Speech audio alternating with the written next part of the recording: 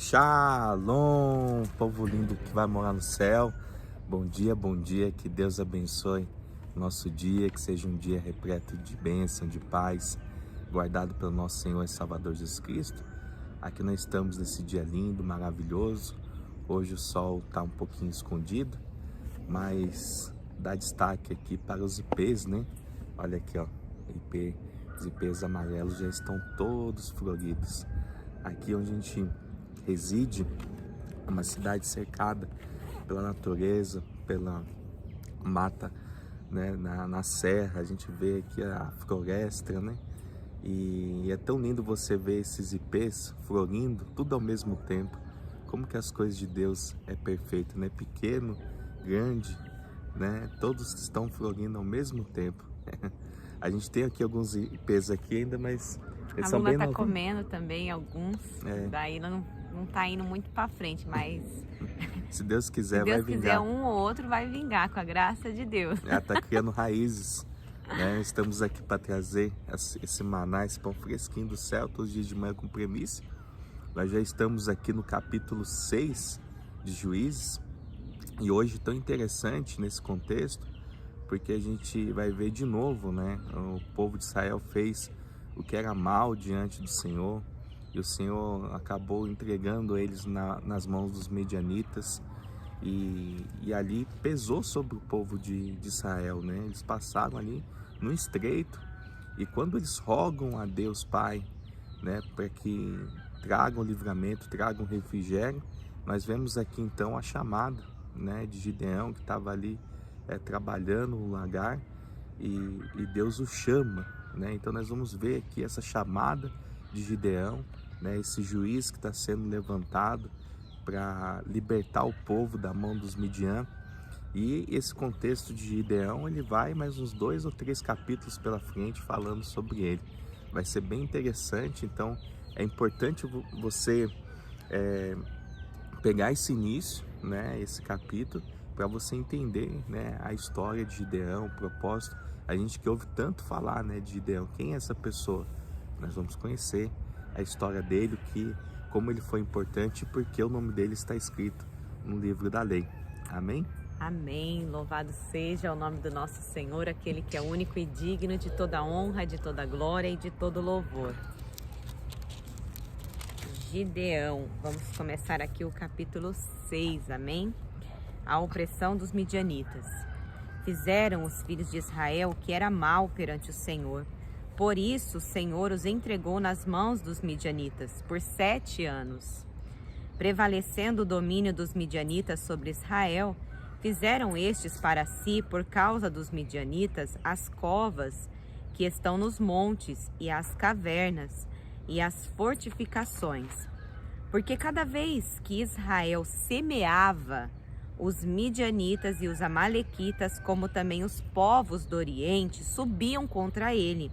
E contra ele se acampavam, destruindo os produtos da terra, até a vizinhança de Gaza, e não deixavam que em Israel sustento algum, nem ovelhas, nem bois, nem jumentos, pois subiam com seus gados e tendas e vinham como gafanhotos, em tanta multidão que não se podiam contar, nem a eles, nem aos seus camelos, e entravam na terra para destruir.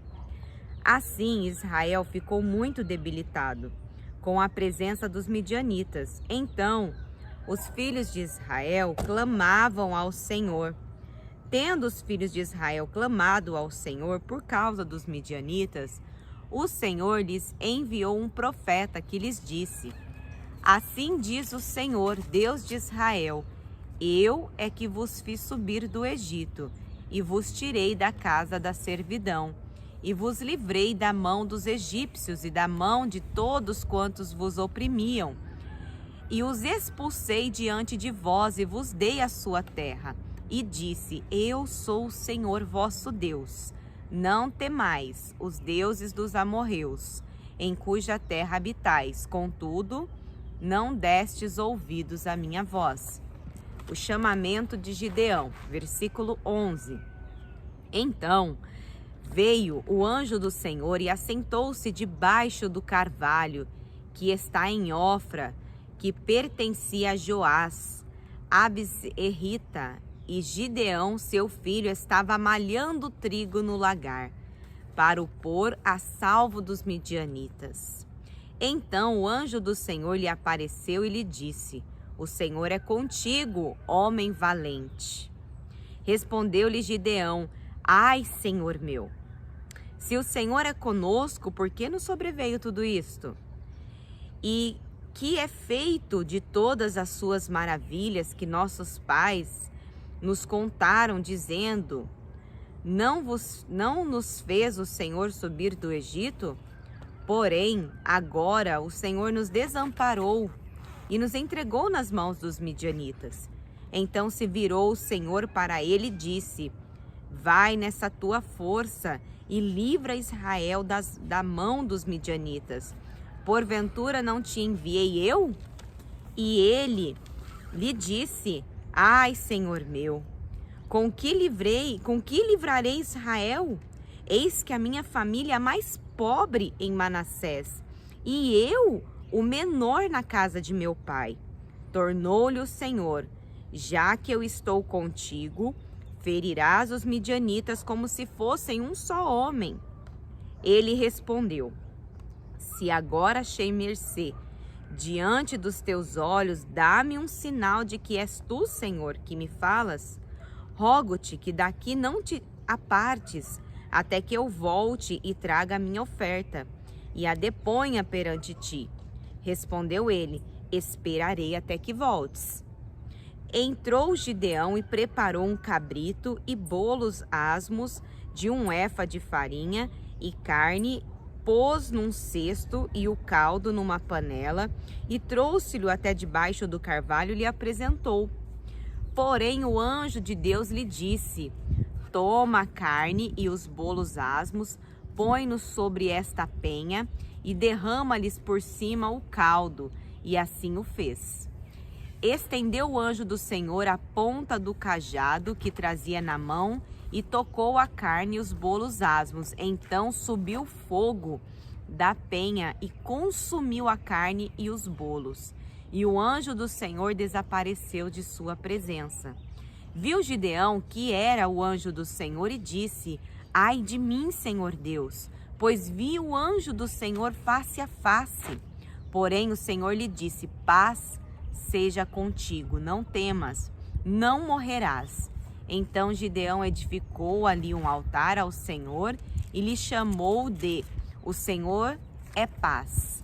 Ainda até o dia de hoje está o altar em Ofra, que pertence aos Abis-erritas. Gideão destrói o altar de Baal. Versículo 25. Naquela mesma noite lhe disse o Senhor: toma um boi que pertence a teu pai, a saber, o segundo boi de 7 anos, e derriba o altar de Baal, que é de teu pai, e corta o poste ídolo que está junto do altar. Edifica ao Senhor teu Deus um altar no cimo deste baluarte, em camadas de pedras, e toma o segundo boi, e o oferecerás em holocausto com a lenha do poste ídolo que viestes a cortar. Então Gideão tomou 10 homens dentre os seus servos, e fez como o Senhor lhe dissera. Temendo ele, porém, a casa de seu pai e os homens daquela cidade, não o fez de dia, mas de noite. Levantando-se, pois, de madrugada, os homens daquela cidade, eis que estava o altar de Baal derribado, e o poste ídolo que estava junto dele cortado, e o referido segundo boi fora oferecido no altar edificado. E uns aos outros dizia: quem fez isto? E perguntando e inquirindo disseram: Gideão, o filho de Joás, fez esta coisa. Então os homens daquela cidade disseram a Joás: leva para fora teu filho, para que morra, pois derribou o altar de Baal e cortou o poste ídolo que estava junto dele. Porém Joás disse a todos os que se puseram contra ele: contendereis vós por Baal? Gente, aqui são o próprio povo deles, viu?